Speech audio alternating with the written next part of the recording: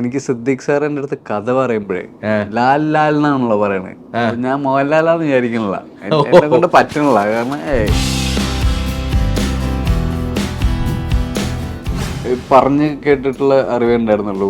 എല്ലാവർക്കും ഭയങ്കര ഇഷ്ടമാണ് വർക്ക് ചെയ്യാന്ന് കേട്ടിട്ടുള്ളൂ. ഞാൻ അതൊന്നും എൻ്റെ ജീവിതത്തിൽ ഞാൻ അഭിനയിക്കുന്ന പോലും വിചാരിച്ചിട്ടില്ല ലാലേട്ടൻ്റെ കൂടെ.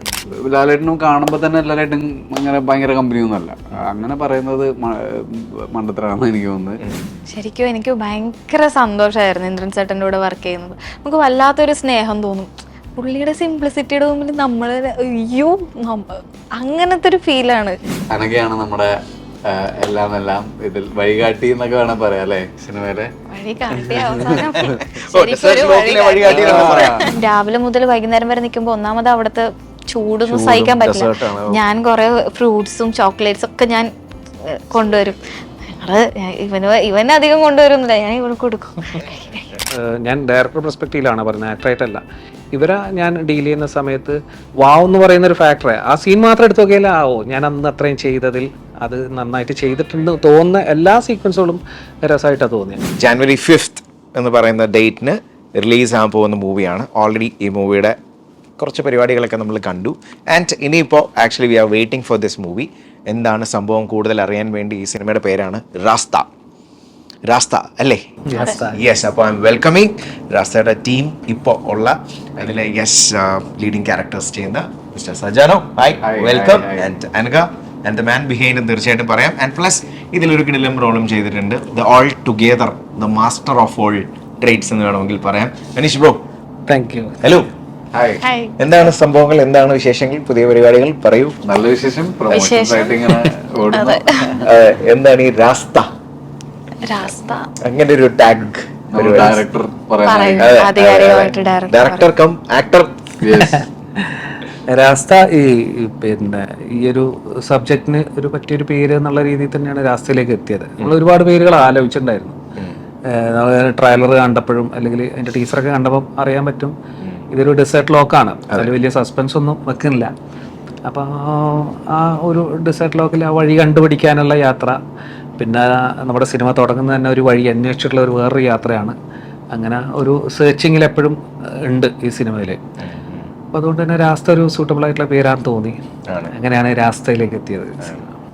ഇതിലെന്താണ് പരിപാടി മിസ്റ്റർ സജാനോ, പറയൂ. ഞാനിങ്ങനെ ചെറുതായിട്ട് ഇങ്ങനെ എന്താ പറയാ ഒമാനിൽ വർക്ക് ചെയ്യുന്ന ഒരാളാണ്. ഓക്കെ. അപ്പൊ അവിടെ വിത്ത് ഫ്യൂ അതേഴ്സ് നമ്മൾ സാധാരണ ഞാൻ ഗൾഫിലാണ് പഠിച്ചത് ഒരു 11th and 12th. അപ്പം അവിടെ കണ്ട് വളർന്ന അവിടെ വർക്ക് ചെയ്യുന്ന ആൾക്കാരുടെ ഒക്കെ ഒരു പരിപാടി ഉണ്ടല്ലോ. അവരുടെ ഒരു ഡ്രസ്സിങ് ആണെങ്കിലും അവരുടെ ഒരു ഗൾഫ് കൾച്ചർ മൊത്തത്തിൽ അവരുടെ നേച്ചർ സാധനങ്ങളൊക്കെ അതൊക്കെ പിടിച്ചുകൊണ്ടുള്ള ഒരു ക്യാരക്ടറാണിത്. ആൻഡ് അനഘയാണ് നമ്മുടെ എല്ലാം ഇതിൽ വഴികാട്ടി എന്നൊക്കെ വേണം പറയാം അല്ലേ സിനിമയിലെ. അനഘ കാരണമാണ് നമ്മൾ വഴി തെറ്റുന്നത്.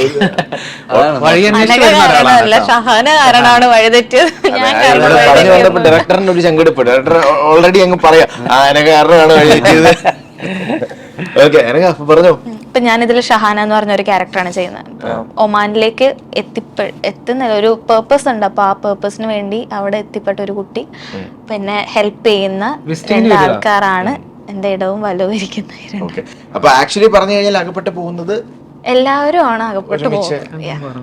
അത് കണ്ടാലേ ഇപ്പൊ എന്നെ ഫോക്കസ് ചെയ്യുന്നോണ്ട് ഞാൻ പറഞ്ഞത്, ഞാനല്ല എല്ലാവരും ഉണ്ട്. ലൈക്ക് ഇപ്പം ചില സംഭവങ്ങൾ കാണുമ്പോൾ ഫസ്റ്റ് ടൈം തന്നെ നമ്മളെ അട്രാക്ട് ചെയ്യും ഇതിന്റെ സ്ക്രിപ്റ്റ് പരിപാടി. അങ്ങനെ ഒരു ഫസ്റ്റ് ടൈം അട്രാക്ട് ചെയ്തൊരു പരിപാടിയാണോ ഇതിൽ സർജാനൊക്കെ ഉള്ളത്? എനിക്ക് സ്ക്രിപ്റ്റ് പുതിയ 2 ആൾക്കാരാണ് എഴുതിയിരിക്കുന്നത്. ഒമാനിൽ തന്നെ വർക്ക് ചെയ്യുന്ന ഫായിസ് എന്നും ഷാൽ എന്നാണ് അവരുടെ പേര്. അപ്പം അവരാണ് എനിക്ക് ആദ്യം സ്റ്റോറി ത്രൂ കോളാണ് പറയുന്നത്. അതിനുശേഷം പിന്നെ അനീഷേട്ടനാണ് എനിക്ക് ഈ കഥ പറഞ്ഞിരുന്നത്. ഈ കഥ കേട്ടപ്പോൾ തന്നെ ഡിഫറെൻറ്റ് ടെറൈൻ, ഈ കഥയിലൊരു there is that element that I thought people can connect. I think that people can connect to. അപ്പോൾ അങ്ങനെയാണ് ഞാൻ ഈ സിനിമയിലോട്ടേക്ക് വരുന്നത്. ആൻഡ് ബേസിക്കലി എന്നെ ഏറ്റവും കൂടുതൽ ഡ്രൈവ് ചെയ്ത് ഈ സിനിമയിൽ ഈ ഡെസേർട്ട് സാധനങ്ങളും പിന്നെ ഒമാനിലെ ഷൂട്ട്, അവിടുത്തെ ഞാൻ ഒരിക്കലും അവരുടെ അല്ലെങ്കിൽ ഗൾഫിൽ ജീവിക്കുന്ന ആൾക്കാരുടെ അങ്ങനത്തെ ഒരു ക്യാരക്ടർ ചെയ്തിട്ടില്ല. അപ്പോൾ I found it very interesting. Sarjano actually somehow സിനിമയിൽ വരണമെന്ന് മാത്രമേ ആഗ്രഹിച്ചിട്ടുള്ള ഒരു വ്യക്തിയായിരുന്നു, ഈവൻ സ്കൂളിൽ പഠിക്കുമ്പോൾ. മോർ ദാൻ ആ ഒരു ക്യാമറയുടെ ബിഹൈൻഡിൽ ഇരിക്കാനും ഇഷ്ടപ്പെട്ട ഒരു വ്യക്തി എന്ന് വേണമെങ്കിൽ പറയാം. അപ്പൊ അങ്ങനെ നോക്കുമ്പോൾ, പക്ഷെ ഇപ്പൊ നോക്കുമ്പോൾ ഇറ്റ് ഇസ് ലൈക്ക് ആക്ടിങ് എന്നുള്ള സംഭവത്തിലേക്കായി. ഒരുപാട് പടങ്ങൾ ചെയ്യുന്നു, എവിടെ ചെന്ന് കഴിഞ്ഞാൽ നോയൽ എന്നുള്ള വിളി കേൾക്കായിരിക്കും, അങ്ങനെ പല പല പേരുകൾ കേൾക്കാം. അതെ, അപ്പൊ അങ്ങനെ നോക്കുമ്പോൾ ആ ഒരു ട്രാൻസിഷൻ ഇത് ഓർത്തിരുന്ന ഒരു കാര്യമാണ്. കാരണം സിനിമാറ്റോഗ്രാഫി എന്നുള്ളൊരു സംഭവം മൈൻഡിൽ ഉറപ്പിച്ചായിരുന്നു, അല്ലെങ്കിൽ ഇഷ്ടമായിരുന്നു. സോ ബേസിക്കലി എനിക്ക് ആദ്യം സിനിമാറ്റോഗ്രാഫി ആയിരുന്നു. പക്ഷെ അത് പെട്ടെന്ന് തന്നെ ഞാൻ അതെനിക്ക് 11th 12th ആ സമയം 10th 11th ആയ സമയത്താണ് എനിക്ക് ഫോട്ടോഗ്രാഫിനോട് ഭയങ്കര ഇഷ്ടം. പിന്നെ ഞാൻ അപ്പോഴാണ് സിനിമയെ കൂടുതൽ അങ്ങനെ ശ്രദ്ധിച്ചു തുടങ്ങിയത്, സിനിമാറ്റോഗ്രാഫി. പിന്നെ കുറച്ച് കഴിഞ്ഞപ്പം I have a friend named Razi. അവൻ എൻ്റെ ഫോട്ടോസ് എടുത്തു തുടങ്ങി. ഓ, അങ്ങനെ. അപ്പൊ എൻ്റെ ഫോട്ടോസ് എടുത്തു തുടങ്ങിയപ്പോൾ I realised I'm better like that. എനിക്ക് മറ്റേനാളും എനിക്ക് തോന്നുന്നത് ചിലപ്പോൾ ഇതായിരിക്കും. എവിടെയോ പിന്നെ ഞാൻ അതിൽ കംഫർട്ടബിൾ ആയി. പിന്നെ പതുക്കെ സിനിമയിൽ വരണം എന്നുണ്ട്, ആക്ടർ ആവോ. ബൈ ദാറ്റ് ടൈം ഒരു 12th ഒക്കെ ആയപ്പോഴത്തേക്കും ആഗ്രഹമുണ്ട് സിനിമയിൽ വരണം, അല്ലെങ്കിൽ സിനിമയിൽ എത്തും എന്നുള്ളൊരു ഉറപ്പ് എവിടെയോ ഉണ്ടായിരുന്നു. പിന്നെ അങ്ങനെ നോൺസെൻസ് 10th കഴിഞ്ഞിട്ടുള്ള ഒരു സമയത്തായിരുന്നു. പിന്നീട് അപ്പോൾ ഞാൻ തീരുമാനിച്ചാണ് സിനിമയിൽ പോകേണ്ടത്, പഠിച്ചിട്ടേ പോകുള്ളൂ. എനിക്ക് പരിപാടിയൊന്നും അറിയില്ല. പക്ഷെ ഈവൻ ദെൻ വെറുതെ ഒരു ഓഡിഷൻ കിട്ടി, ഇങ്ങനെ പോയി. Right now it's going good. അടിപൊളി. എനിക്ക് ഇതിൽ പോസ്റ്ററിൽ നോക്കുമ്പോൾ തന്നെ ഭയങ്കര ഇമോഷണൽ ഒരു പരിപാടി. എനിക്കൊന്ന് ആ ഇതിലകപ്പെട്ട് അതിന്റെ ഒരു പീക്കിൽ നിൽക്കുന്ന ടൈമിൽ ഒരു ഇമോഷൻ ആവാം, ഐ ഡോണ്ട് നോ. അപ്പോൾ ഇതില് ഇപ്പൊ ഇമോഷണൽ ക്യാരക്ടേഴ്സ് നോക്കുമ്പോൾ ചെയ്ത മൂവികളിലെല്ലാം പല ഡിഫറെന്റ് വേഴ്സിറ്റിലെ പരിപാടികളുണ്ട് ഫ്രം ദ ഫസ്റ്റ്. അതിനെപ്പറ്റി ഞാൻ വരാം. എന്നാൽ ഇതിൽ അങ്ങനെ ഒരു സംഭവം തന്നെയാണോ, ഒരു ഗംഭീര ഇമോഷണൽ? കാരണം പോസ്റ്റർ സൂചിപ്പിക്കുന്ന പോലെ അല്ലെ, ട്രെയിലർ ആൻഡ് ടീസറിലൊക്കെ നമ്മൾ നോക്കുമ്പോൾ ഇതിലെ എങ്ങനെയായിരുന്നു ഒരു ഇമോഷണൽ പരിപാടികൾ? ശരിക്കും ഞാൻ നന്നായിട്ട് ഒരു എന്താ പറയാ, ഭയങ്കരമായിട്ട് ഇൻവോൾവ് ചെയ്ത ഒരു ക്യാരക്ടറാണ് ഷഹാന എന്നുള്ളത്. കാരണം ആ ഒരു ഇമോഷനും പരിപാടിയൊക്കെ നന്നായിട്ട് എൻജോയ് ചെയ്തു അല്ലേ? ചെയ്തു അല്ല,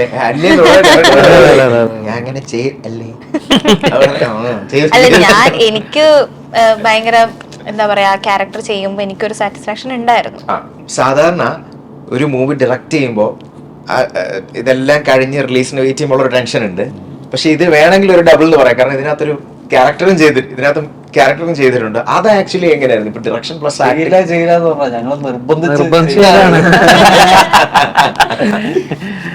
ആരാ പുഷ് ചെയ്തേ? മാക്സിമം എല്ലാരും പുഷ് ചെയ്തു.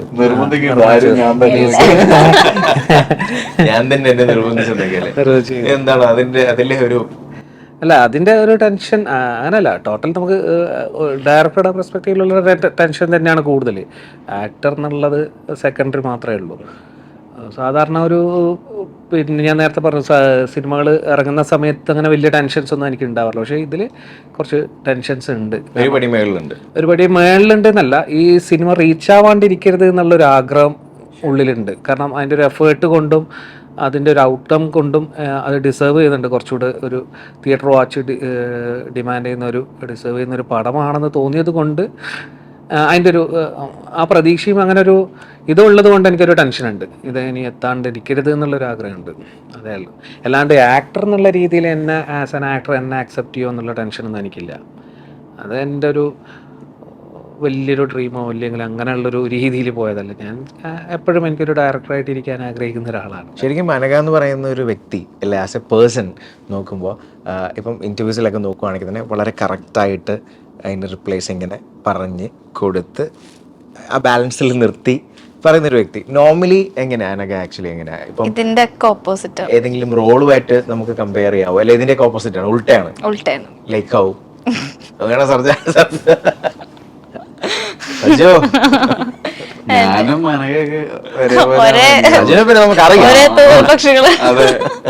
ഞങ്ങളൊക്കെ അതെ, വെരി ക്ലോസ് സർക്കിളില് നമ്മള് ഭയങ്കര ചില്ലാണ്. എങ്ങനെയായിരുന്നു? നല്ല നമ്മൾ ആദ്യം ഒരു അല്ല ആദ്യം രണ്ടാളും സംസാരിക്കുമ്പോ കുറച്ചൊരു ബോർഡർ ഉണ്ടായിരുന്നു. പിന്നെ തുറന്നു അറിയാത്തത് കൊണ്ടുള്ള പ്രശ്നങ്ങൾ, ഇൻ പേഴ്സൺ അറിയാത്തത്. പിന്നെ very nice working with Har. അവൾ ഇവിടെ ഇരിക്കുന്നോണ്ട് പറയണല്ല, അല്ലെങ്കിലും വേറെ ബുദ്ധിമുട്ടൊന്നും ഇല്ലാത്ത ഭയങ്കരമായിട്ട് അഡ്ജസ്റ്റ് ചെയ്ത് ഹാപ്പി ആയിട്ട് ശരി, ബുദ്ധിമുട്ടൊന്നുമില്ല, ബുദ്ധിമുട്ടിക്കില്ല. ബുദ്ധിമുട്ടിക്കില്ല, അത് മെയിൻ കാര്യമാണ്. ബുദ്ധിമുട്ടിക്കാറില്ല. ഇല്ല. ആര് ഞാനാ? ആ, ഓ എന്നെ പറയാം. മാത്രമല്ല നമ്മളെ ഇത് ഷൂട്ട് നടക്കുമ്പോഴേ നമ്മൾ ആദ്യത്തെ സീക്വൻസ് ഒക്കെ കഴിഞ്ഞാൽ നമ്മൾ ഡിസേർട്ടിലേക്ക് പോയപ്പോൾ ഒരു കാറുണ്ട്. അപ്പം നമ്മൾ ഇവർ 2-3 ഞാനടക്കം 4 ആർട്ടിസ്റ്റ് മാത്രമേ ഉള്ളൂ അവിടെ ഡിസേർട്ടിൽ അഭിനയിക്കാൻ വേണ്ടി 10-12 ദിവസം. ഞാൻ ഒരു ഡയറക്ടർ ആയതുകൊണ്ട് ഞാൻ അഭിനയിക്കുന്നതല്ലെങ്കിലും അതിൻ്റെ ഒരു പ്ലാനിങ്ങിനും കാര്യങ്ങൾക്കൊക്കെ നമ്മൾ അങ്ങോട്ട് പോകുമ്പം അവിടുത്തെ വെള്ളത്തിൻ്റെ പ്രശ്നങ്ങളാവട്ടെ അല്ലെങ്കിൽ ബാക്കിയുള്ള കാര്യങ്ങളൊക്കെ ആയിട്ട് ഇവർ രണ്ടുപേരേ ഉള്ളൂ സംസാരിച്ചുകൊണ്ടിരിക്കാനും അങ്ങനെയൊക്കെ. അപ്പം എനിക്ക് തോന്നുന്നത് അങ്ങനെയായിരിക്കും കുറച്ചുകൂടി. അതെ, ഞങ്ങള് നമുക്ക് പിന്നെ അവിടെ കാരവാനൊന്നും ഇല്ല. അപ്പൊ ഞങ്ങൾക്ക് ആ കാറായിരുന്നു ഞങ്ങളുടെ കാരവാൻ. ഫുഡും എപ്പോഴും രാവിലെ മുതൽ വൈകുന്നേരം വരെ നിൽക്കുമ്പോൾ ഒന്നാമത് അവിടുത്തെ ചൂടൊന്നും സഹിക്കാൻ പറ്റില്ല. ഞാൻ കുറെ ഫ്രൂട്ട്സും ചോക്ലേറ്റ്സും ഒക്കെ ഞാൻ കൊണ്ടുവരും. ഇവന് അധികം കൊണ്ടുവരുന്നില്ല, ഞാൻ ഇവന് കൊടുക്കും. അതൊക്കെ നല്ല രസമായിരുന്നു. ഞാൻ ചില സമയം അങ്ങനെ കൊടുക്കും. ചിലപ്പോ എനിക്ക് നമ്മുടെ യൂണിറ്റിലെ ചേട്ടന്മാർ അല്ലെങ്കിൽ എല്ലാവരും ഭയങ്കര കഷ്ടപ്പാടായിരിക്കും. ഞങ്ങൾക്കാണെങ്കിൽ ഇതിന്റെ കാറിന്റെ അകത്തെങ്കിലും ഇരിക്കാൻ പറ്റുന്നുണ്ടാവും, അവർക്ക് അതും പറ്റില്ല. അപ്പൊ ഞാൻ ഇടയ്ക്ക് എന്റെ കയ്യിലുള്ള സാധനം ഞാൻ ഇങ്ങനെ കൊടുക്കും. ഇങ്ങോട്ട് ആരും കാണണ്ട, എടുത്തോണ്ട് പോക്കോന്ന് പറഞ്ഞ് ഞാൻ കൊടുക്കാറുണ്ട്. എപ്പോഴും ഞാൻ അത് മെയിൻ എന്റർടൈൻമെന്റ്. അത് തിന്നിട്ട് ചില സമയത്ത് ഇതില് സീൻസിൽ എടുത്തു നോക്കിയാൽ ഡെസേർട്സ് ആണ്. അപ്പോൾ അതിൽ കുറേ പരിപാടികളുണ്ടാവും, കുറേ പ്രശ്നങ്ങളൊക്കെ ഉണ്ടാവും. എങ്കിലും ഒരു പെർട്ടിക്കുലർ സീനിൽ ദാറ്റ് ഇസ് ലൈക്ക് കഷ്ടപ്പെട്ട പക്ഷേ എല്ലാം ചെയ്ത് കഴിഞ്ഞാൽ അവസാനം എൻഡ് ഓഫ് ദ ഡേ പാവെന്ന് തോന്നിയൊരു സീൻ ഉണ്ടോ? ഏറ്റവും കൂടുതൽ റിസ്ക് എടുത്ത ഒരു സീൻ നോക്കുകയാണെങ്കിൽ? റിസ്ക് അല്ല, ബട്ട് ഭയങ്കര ബുദ്ധിമുട്ടിയ സാൻഡ് സ്റ്റോം സീൻസ് ഒക്കെ ഷൂട്ട് ചെയ്യുമ്പം ശരിക്കും ഭയങ്കര ഫോഴ്സിലാണ് ഇത് അടിക്കുക. നമ്മൾ പ്രൊപ്പല്ലർ വെച്ചിട്ടാണ്, പ്രൊപ്പല്ലറും അല്ല, നമ്മൾ പ്രൊപ്പല്ലറിന്റെ പകരം അത് വലിയ അല്ല. എനിക്ക് തോന്നുന്നത് പിന്നെ ഒരു സാറ്റിസ്ഫാക്ഷൻ കിട്ടുന്നതാണെങ്കിൽ ഈ ഫിസിക്കലി നമുക്ക് കുറെ കൂടി സ്ട്രഗിൾ ചെയ്യേണ്ട സാധനങ്ങൾ, അങ്ങനെ നമുക്കൊരു ആർട്ടിഫിഷ്യൽ ആയിട്ടുള്ള ഒരു സ്റ്റോം ഉണ്ടാക്കുമ്പോൾ ഉണ്ടാകുന്ന ഒരു പ്രശ്നങ്ങളുണ്ടല്ലോ, അതല്ലാണ്ട് ഇമോഷണലി ഭയങ്കരമായിട്ട് പെർഫോം ചെയ്യേണ്ട ഒരുപാട് സാധനങ്ങളുണ്ട് ഇവർ ചൂട് കൊണ്ടൊക്കെ. എനിക്ക് തോന്നുന്നത് ഓരോ സീനും ഓരോ എപ്പിസോഡുകൾ പോലെയാണ്. കാരണം നമുക്കൊരു കണ്ടിന്യൂസ് ആയിട്ട് പോകുന്ന ഒരു, കാരണം ഇവരെ സെർച്ച് ചെയ്യുന്ന പുറത്തുള്ള ആൾക്കാരുണ്ട്. അപ്പോൾ അവരുടെ സീൻ കഴിഞ്ഞ് വരുമ്പോൾ ഇവർ ടെറൈൻ മാറിയിട്ടുണ്ടാവും, വേറൊരു സ്ഥലത്തായിരിക്കും. അതൊരു എപ്പിസോഡ് കഴിയുമ്പോൾ വേറെ സ്ഥലത്ത് പോകും. അങ്ങനെയുള്ളൊരു സാധനമാകുമ്പം എനിക്ക് തോന്നിയത് പേഴ്സണലി ഓരോ എപ്പിസോഡും എന്തെങ്കിലും രീതിയിൽ ഇവർ, ഞാൻ ഡയറക്ടർ പെർസ്പെക്റ്റീവിലാണ് പറയുന്നത്, ആക്ടറായിട്ടല്ല, ഇവരെ ഞാൻ ഡീൽ ചെയ്യുന്ന സമയത്ത് ഓരോ എപ്പിസോഡിലും ഒരു ഗംഭീരമായിട്ട് വാവ് എന്ന് പറയുന്ന ഒരു ഫാക്ടറെ ആ സീൻ മാത്രം എടുത്ത് നോക്കിയാൽ ഞാൻ അന്ന് അത്രയും ചെയ്തതിൽ അത് നന്നായിട്ട് ചെയ്തിട്ടുണ്ട് തോന്നുന്ന എല്ലാ സീക്വൻസുകളും രസമായിട്ടാണ് തോന്നിയത്. ഇപ്പോൾ ലൈഫിൽ ചിലർക്ക് എക്സ്പെക്റ്റ് ചെയ്ത കാര്യങ്ങൾ സംഭവിച്ചേക്കാം, പക്ഷേ എനിക്ക് തോന്നുന്നു സജാനയുടെ കാര്യത്തിൽ വളരെ അൺഎക്സ്പെക്റ്റഡ് ആയിട്ടുള്ള സംഭവങ്ങൾ സംഭവിച്ചത് നല്ല രീതിയിൽ പോയിട്ടുണ്ട്. ഇപ്പോൾ ഫോർ എക്സാമ്പിൾ പറയുകയാണെന്നുണ്ടെങ്കിൽ ലാലേട്ടനോട് ആക്ട് ചെയ്ത ആ ഒരു ടൈമിൽ, പിന്നെ Vikram sir, we all like, അതൊക്കെ ഒരു വാവ് ഫാക്ടർ തന്നെയാണ്. അത് ചെയ്ത് എനിക്ക് തോന്നുന്നു അതിൽ ഡബിങ് ചെയ്തിട്ടില്ലായിരുന്നു, ബട്ട് സ്റ്റിൽ പുള്ളി തന്നൊരു റിവാർഡ് ലൈക്ക് വാവ്, ആ ഒരു അപ്ലോസ്, ആ ഒരു തന്നെയാണ് എനിക്ക് അതിൽ ഡബ് ചെയ്തിരിക്കുന്നത്. ചെറിയ ഇതായതുകൊണ്ട് അല്ലേ? എങ്ങനെയാണ് ആ ഒരു experience about with Vikram sir?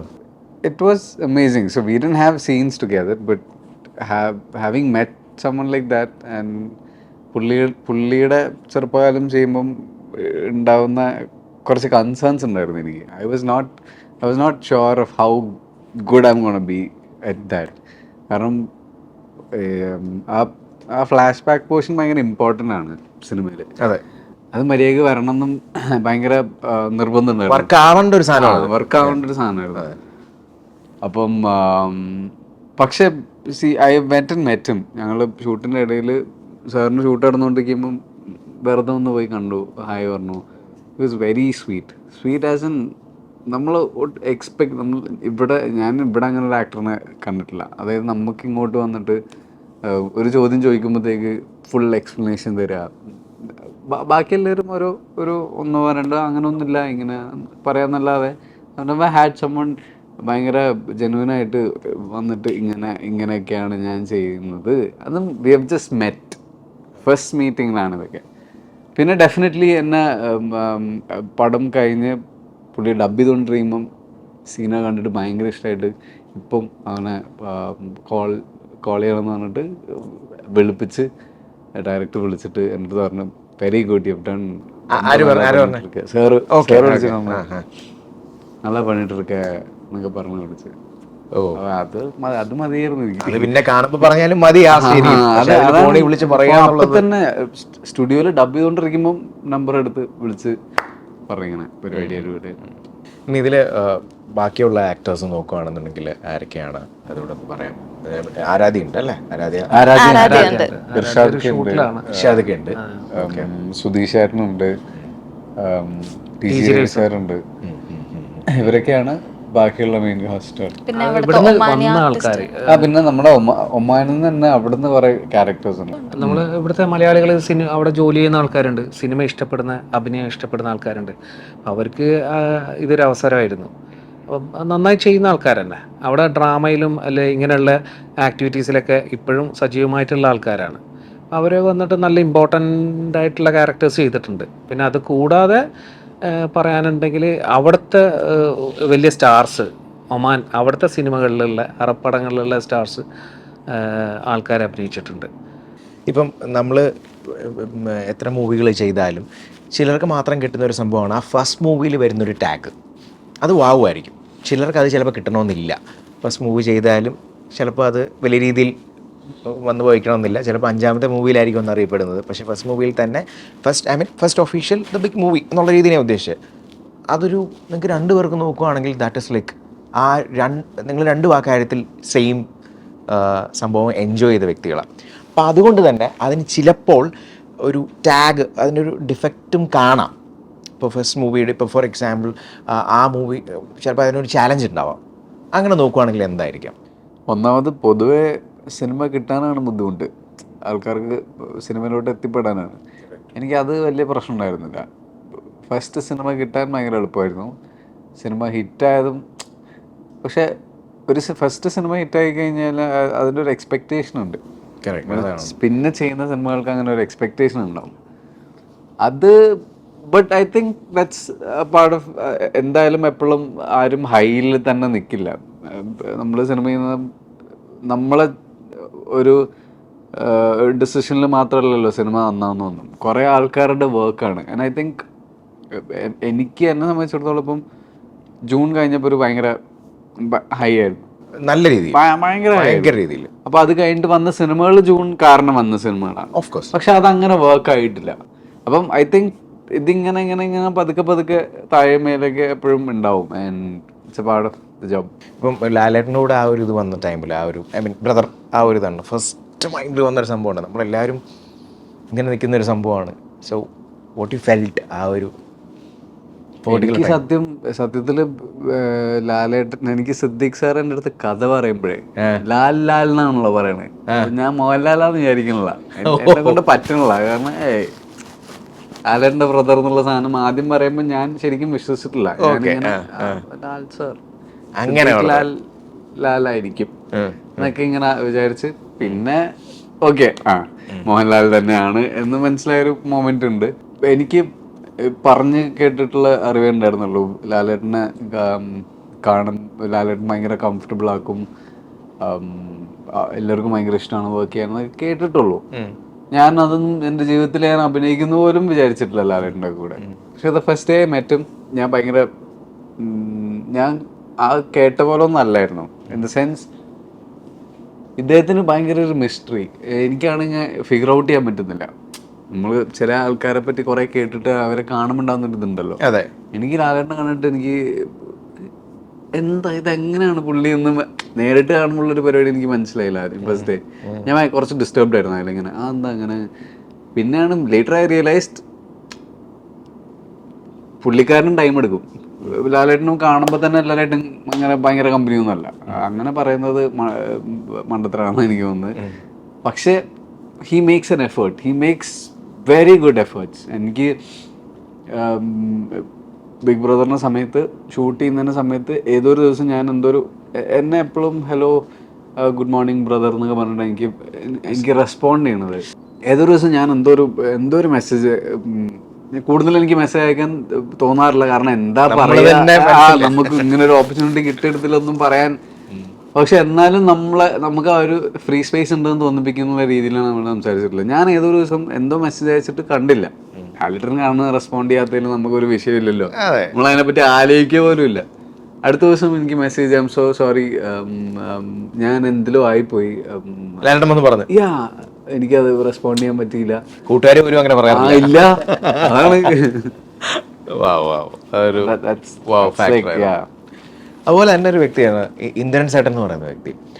Like പലരും എല്ലാവരും പറയുന്ന ഒരേ ഒരു ഇതെന്ന് പറഞ്ഞാൽ അത്രയ്ക്കൊരു നമ്മുടെ ഇൻഡസ്ട്രിയിൽ നോക്കുമ്പോൾ ഒരു ഹംബിൾ സിംപ്ലിസിറ്റി വർക്ക് ചെയ്ത ഒരു വ്യക്തി കൂടിയാണ്. എങ്ങനെയാണ് പറയാനുള്ളത്? ശരിക്കും എനിക്ക് ഭയങ്കര സന്തോഷമായിരുന്നു ഇന്ദ്രൻ ചേട്ടൻ്റെ കൂടെ വർക്ക് ചെയ്യുന്നത്. നമുക്ക് വല്ലാത്തൊരു സ്നേഹം തോന്നും പുള്ളിയുടെ സിംപ്ലിസിറ്റിയുടെ മുമ്പിൽ നമ്മൾ അയ്യോ അങ്ങനത്തെ ഒരു ഫീലാണ്.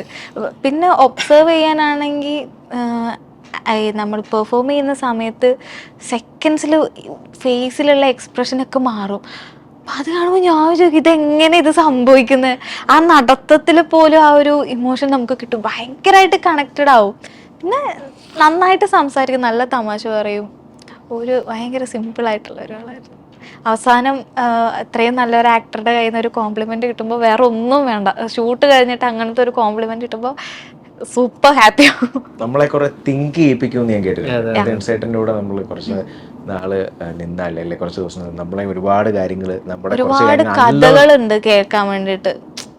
പുള്ളിക്കാരനെ ഞങ്ങൾ ചോദിക്കും എന്താ ഇത് സംഭവം, ആക്ച്വലി എല്ലാം ഒബ്സർവ് ചെയ്യാണ്. നമ്മളിപ്പോൾ എന്തെങ്കിലുമൊക്കെ സുഖം കിട്ടി ഓക്കെ നമുക്ക് ഇതൊന്നും മൈൻഡ് ചെയ്യേണ്ട, നമ്മുടെ കാര്യങ്ങൾ നോക്കാം. പക്ഷെ ആസ് എൻ ആക്ടർ ഏറ്റവും കൂടുതൽ വേണ്ടത് ഒബ്സർവേഷനും കൂടെയാണ്. അപ്പോൾ പുള്ളിയൊക്കെ എല്ലാം ഒബ്സർവ് ചെയ്തുകൊണ്ടിരിക്കും. കുറേ കാര്യങ്ങൾ പഠിക്കാനുണ്ട്, അപ്പോൾ ഒന്നും ചെയ്യുന്നില്ല ആക്ച്വലി.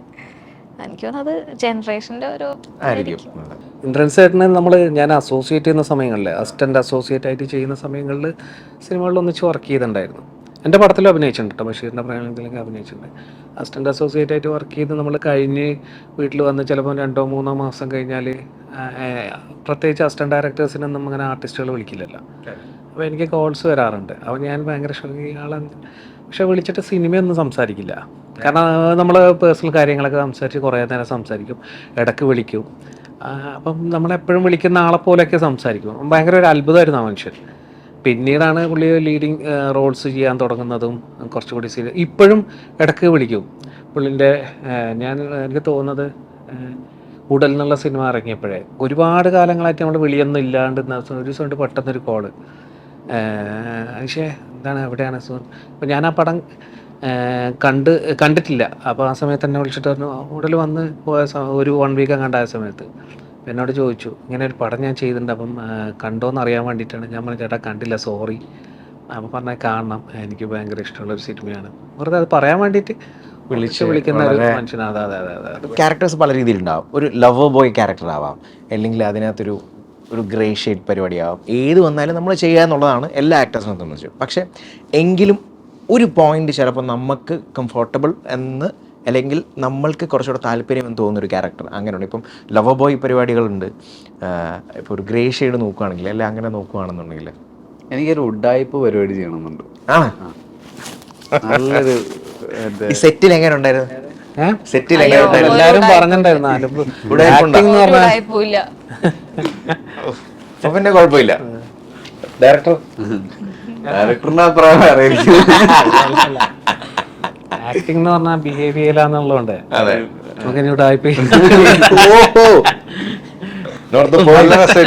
എനിക്ക് മറ്റേ ഞാൻ ഒരു കഥ കേട്ടിരുന്നു ഇങ്ങനെ ഒരു ഉഡ്ഡായിപ്പ് പരിപാടി, പക്ഷെ അതൊന്നും ആയില്ല തോന്നുന്നു. പിന്നെ എനിക്ക് അങ്ങനത്തെ പരിപാടികള് ലൈക്ക് ഒരു ഏതെങ്കിലും ഒരു മൂവി ആയിട്ട് മേ ബി അതിനകത്ത് ലാംഗ്വേജ് റെഫറൻസ് ആയിട്ട് പറയാൻ അറിയില്ല. I just have A feeling of it. ഒരു എന്താ പറയാ, ഇപ്പം ലവ് ബോയ് ആയാലും കുഴപ്പമില്ല, പക്ഷെ അതിനൊരു വേറൊരു ഷെയ്ഡ് ഉള്ള കുറച്ച് തരികിട പരിപാടി, നോട്ട് ദ റിച്ച് മറ്റേ റിച്ച് അച്ഛൻ ബോയ് പരിപാടി എന്നല്ലാതെ ഒരു സാധനം അങ്ങനത്തെ പരിപാടി അല്ലേ. അയ്യോ അതും അടുത്തു. ഒരു കയ്യിലേക്ക് ഇട്ട് അത് ഒരു വർക്ക്ഷോപ്പിലൊക്കെ നിൽക്കുന്ന ഒരു പയ്യൻ ഒരു പെണ്ണിനെയൊക്കെ കണ്ടുമുട്ടുന്നു. ആരെങ്കിലും ഒരെണ്ണം നോക്കാന്നല്ലേ, ഒരെണ്ണം സെറ്റ് ചെയ്യാന്നല്ലേ. ഈ രാസ എന്ന് പറഞ്ഞ സിനിമയുടെ സെറ്റിൽ ഇപ്പം എസ്പെഷ്യലി ഇപ്പോൾ ഇവിടെ അടുത്ത് എവിടെയെങ്കിലുമൊക്കെ ആണെങ്കിൽ ചിലപ്പോൾ അതിനകത്ത് ഫൺ ഉണ്ടാവാം. പക്ഷേ ഇത് അങ്ങനെ ഒരു ടെറൈൻ ഡിഫറെൻ്റ് ആണ്. ടെറൈൻ ഡിഫറെൻ്റ് ആയതുകൊണ്ട് ഫൺ ആസ്പെക്ട്സ് ചിലപ്പോൾ കുറഞ്ഞേക്കാം. പക്ഷേ ടോട്ടലി എങ്ങനെയായിരുന്നു? കാരണം ഇത് ചിലപ്പോൾ ഇത് കണ്ടിട്ട് നിന്ന് നോക്കുമ്പോൾ എല്ലാവരും ഭയങ്കര ഇമോഷണൽ പരിപാടി അങ്ങനെ ഒരു ഇത് പിടിച്ച് നിൽക്കുന്നു. പക്ഷേ ഓഫ് സെറ്റ് അല്ലെങ്കിൽ ഓഫ് ക്യാമറ ഹാപ്പി ആയിരുന്നു. ഒരു ഫണ്ണ് പറയാവുന്നൊരു അതിലായിരുന്നില്ല. കാരണം നമ്മൾ ആദ്യത്തെ ഒരു 10-15 ദിവസം കഴിഞ്ഞിട്ട് ഡെസേർട്ടിലേക്ക് പോയല്ലോ. അപ്പം അവിടെ ഒരു ഫണ്ണ് ഉണ്ടായിരുന്നു കേട്ടോ, ഇല്ലാന്ന് പറയാൻ പറ്റില്ല കേട്ടോ. ഫൺ ഉണ്ടായിരുന്നു. തന്നെയായിരുന്നു. നമ്മളെ ഈ ഒരു നേരത്തെ ഞങ്ങളുടെ അവസ്ഥയെ തന്നെ ഫണ്ണായിട്ട് കണ്ടിട്ടുണ്ടായിരുന്നു. ഭയങ്കര എന്താ അറിയോ, നമ്മൾ കേരളത്തിലാണ് ഈ പടം ഷൂട്ട് ചെയ്യണമെങ്കിൽ ഒരു പ്രശ്നം ഉണ്ടായില്ല. നമ്മൾ ഒമാൻ അവിടെ ഷൂട്ടിംഗ് ഒന്നും നടക്കാത്ത സ്ഥലമാണ്, അവിടുത്തെ പെർമിഷൻസ് കിട്ടില്ല. അപ്പം മോസ്റ്റ്ലി ടെൻഷൻ എന്ന് പറയുമ്പോൾ ഇവർക്ക് ഡയറക്ഷൻ സൈഡ് ടെൻഷൻസ് എന്ന് പറഞ്ഞു കഴിഞ്ഞാൽ സാധനങ്ങൾ വർക്ക് ആവുന്നില്ല, മറ്റേ ചിലപ്പം വിചാരിച്ച സമയത്ത് പെർമിഷൻ കിട്ടിയെന്ന് വരില്ല. കാരണം അവരെ കുറേ സ്റ്റേജസ് ഓഫ് സാധനങ്ങളൊക്കെ നോക്കിയിട്ടാണ് ഇവർ പെർമിഷൻസ്, എനിക്ക് തോന്നുന്നു പടത്തിൻ്റെ സ്ക്രിപ്റ്റൊക്കെ നോക്കിയിട്ടാണല്ലേ പല പല പരിപാടികളും അപ്രൂവലൊക്കെ കൊടുക്കുള്ളൂ. അങ്ങനെ ഉണ്ടല്ലേ? സോ ഇതൊക്കെ ടൈം കൺസ്യൂമിങ് ആണ്. പിന്നെ എക്യുപ്മെൻറ്റ്സ് അവിടെ ഇല്ല, ഇവിടുന്ന് കൊണ്ടുപോകണം കുറേ, അങ്ങനത്തെ കുറേ പ്രശ്നങ്ങൾ കാരണം ഉണ്ടാകുന്നത്. അല്ലാതെ it was fun shooting the film. ഞാൻ ആലോചിക്കുന്നത് ചില സിനിമയുടെ ഇൻ്റർവ്യൂ വരും വേണം ചോദിക്കാം, സെറ്റിൽ ഏറ്റവും കൂടുതൽ നേരത്തെ വരുന്ന ആൾക്കാരാണ് അല്ലെങ്കിൽ ഫുഡി ആരാണ്? അതൊന്നും ഒരു എല്ലാവരും ഒരേ രീതിയിൽ. ഒന്നിച്ച് പോകണം അത്. Okay, so all the very best. നല്ല നല്ല ഉടായിപ്പ് ക്യാരക്ടർ എത്രയും പെട്ടെന്ന് കിട്ടട്ടെ. ഞാനും പ്രാർത്ഥിക്കാം, എനിക്കത് ആഗ്രഹമുണ്ട് അങ്ങനെ ഒരെണ്ണം കാണണം എന്നുള്ളത്. Okay, all the very best. Thank you.